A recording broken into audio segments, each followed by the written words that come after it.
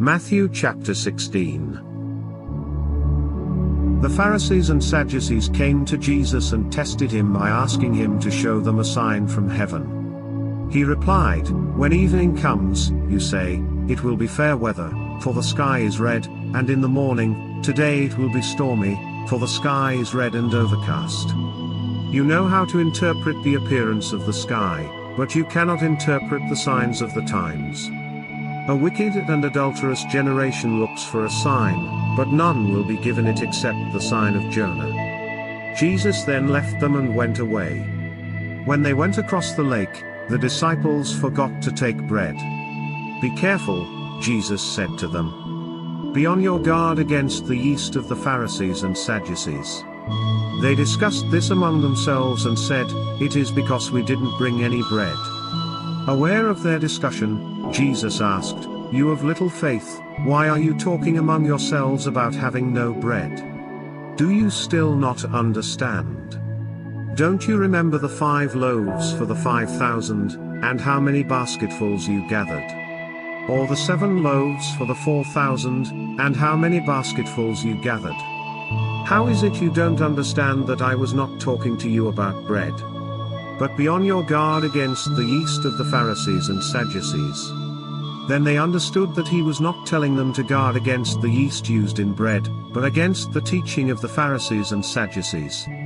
When Jesus came to the region of Caesarea Philippi, he asked his disciples, "Who do people say the Son of Man is?" They replied, "Some say John the Baptist, others say Elijah, and still others, Jeremiah or one of the prophets. But what about you?" he asked. "Who do you say I am?" Simon Peter answered, "You are the Messiah, the Son of the living God." Jesus replied, "Blessed are you, Simon son of Jonah, for this was not revealed to you by flesh and blood, but by my Father in heaven. And I tell you that you are Peter, and on this rock I will build my church, and the gates of Hades will not overcome it.